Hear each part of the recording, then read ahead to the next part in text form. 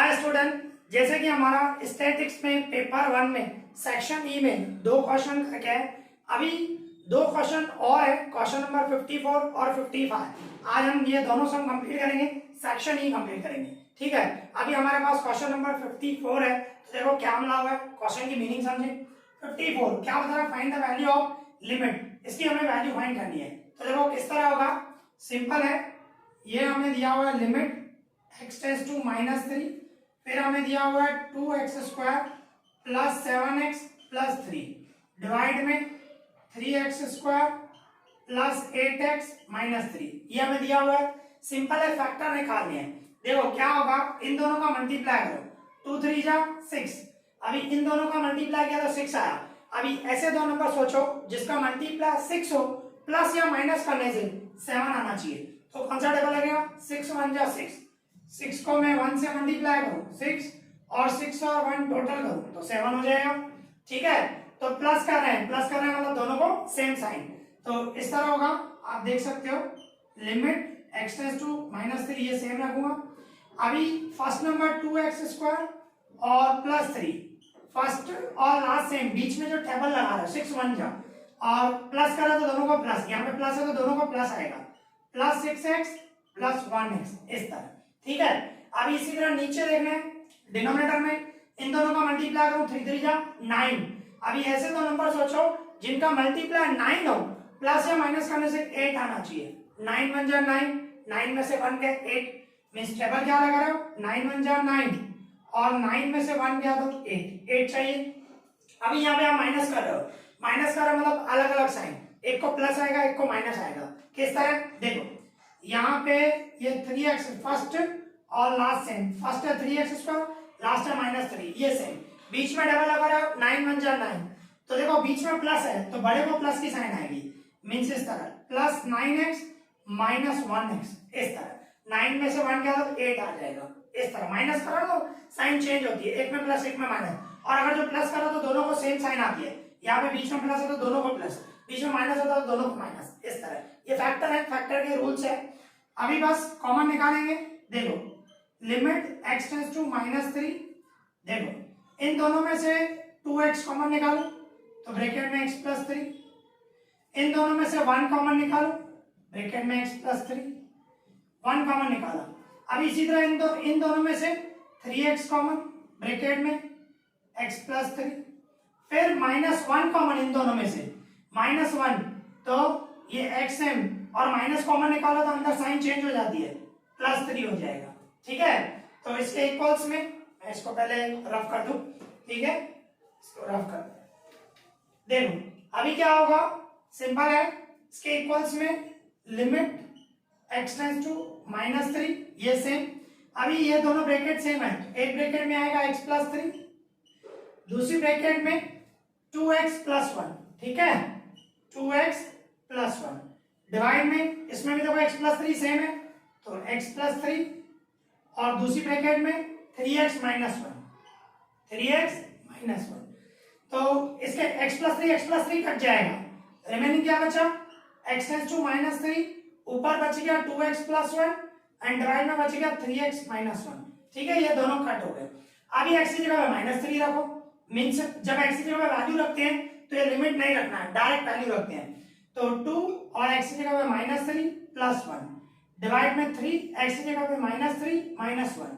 Simple है, जहां पे x है वहां पे सिर्फ -3 रखा, x टेंड्स टू -3 है। इसको सॉल्व करेंगे तो देखो 2 3 जा 6 -6 प्लस 1 से, 2 3 जा 6 -6 और प्लस 1 सेम, डिवाइड में 3 3 जा 9 -9 माइनस 1 सेम रखा। अभी देखो -6 प्लस 1 मतलब -5, क्योंकि माइनस प्लस माइनस और साइन बढ़ेगी, ये -9 माइनस 1 मतलब -10 हुआ, साइन बढ़ेगी, माइनस माइनस प्लस होता है, फिर ये माइनस माइनस कट जाएगा और 5 का डबल लगेगा, 5 1 जा 5 2 जा, मींस आपका आंसर क्या होगा 1/2। सिंपल है, पहले फैक्टर निकालने है, कटिंग करनी है, उसके बाद x के जगह पे वैल्यू रखनी है, सिंपल है। ठीक है, तो यहाँ पे हमारा सम कंप्लीट हो गया। अभी आगे देखते हैं। ठीक है, अभी हमारे पास क्वेश्चन नंबर 55 है। तो देखो क्या मिला हुआ है, उसकी मीनिंग समझे। 55, a producer produce x unit at cost, cost means खर्चा, ठीक है ना, कॉस्ट फंक्शन दिया हुआ है 200x प्लस 15x स्क्वायर, ये कॉस्ट फंक्शन है, ठीक है। Cost the demand function is p equals to 1200 minus 10x, ये डिमांड फंक्शन है। डिमांड फंक्शन में ये जो p है, p मींस प्राइस है, x जो है वो प्रोडक्शन है, नंबर ऑफ यूनिट्स, ठीक है, ये ध्यान रखना। फाइंड द प्रॉफिट, हमें प्रॉफिट फंक्शन निकालना है, एंड हाउ मेनी यूनिट्स, कितने यूनिट शुड बी प्रोड्यूस, कितने यूनिट्स बनाने चाहिए फॉर मैक्सिमम प्रॉफिट।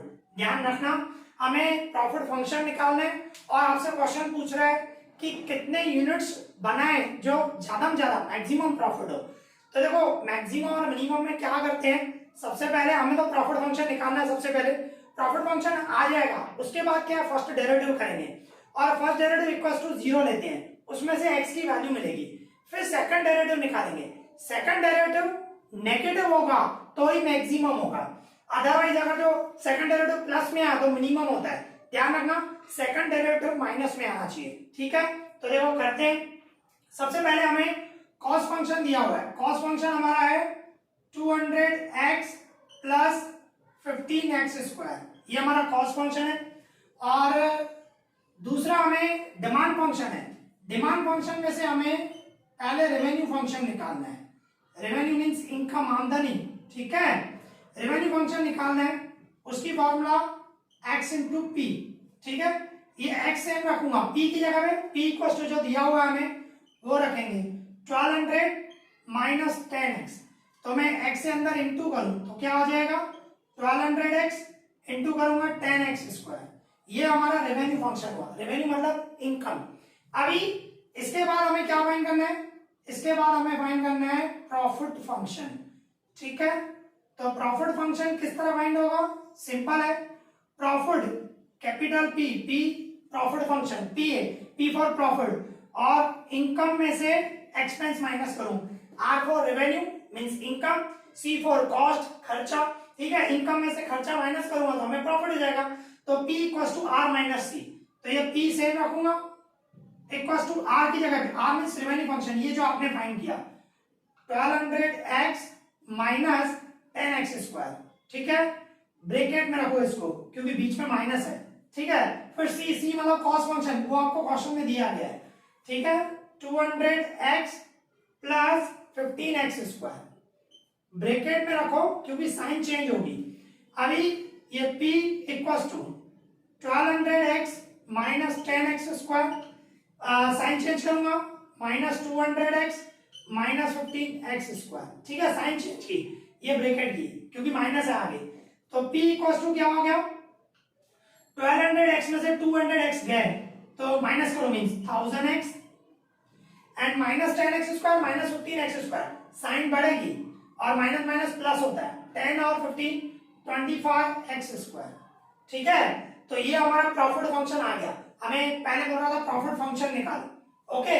अभी क्या बोल रहा था, कितने यूनिट्स हमें मैन्युफैक्चर करने चाहिए, प्रोड्यूस करने चाहिए कि ज्यादा से ज्यादा प्रॉफिट हो मैक्सिमम, तो उसके लिए क्या करना पड़ेगा, पहले फर्स्ट डेरिवेटिव लेना पड़ेगा, फर्स्ट डेरिवेटिव निकालना पड़ेगा, फिर फर्स्ट डेरिवेटिव इक्वल टू 0 लेना पड़ेगा, ठीक है।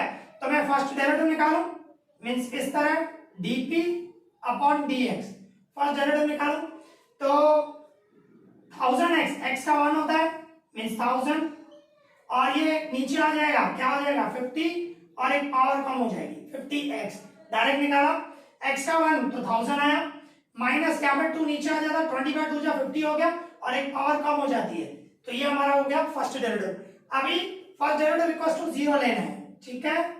नाउ ये फर्स्ट डेरिवेटिव का जो आंसर आया वो हमें इक्वल्स टू 0 लेना है, इक्वल्स टू 0 लेना है, तो ये माइनस 50x सेम रहेगा, 1000 प्लस में उस साइड जाएगा माइनस 1000, ठीक है, 1000 के आगे कोई भी साइन नहीं, मतलब प्लस समझना, उस साइड जाएगा माइनस, फिर ये माइनस माइनस कट जाएगा, 50 जाएगा डिवाइड में, मींस x इक्वल्स टू क्या हो जाएगा 1000 डिवाइडेड 50, इसको सॉल्व करेंगे तो x इक्वल्स टू क्या आएगा 20, ये x की वैल्यू मिली, ठीक है।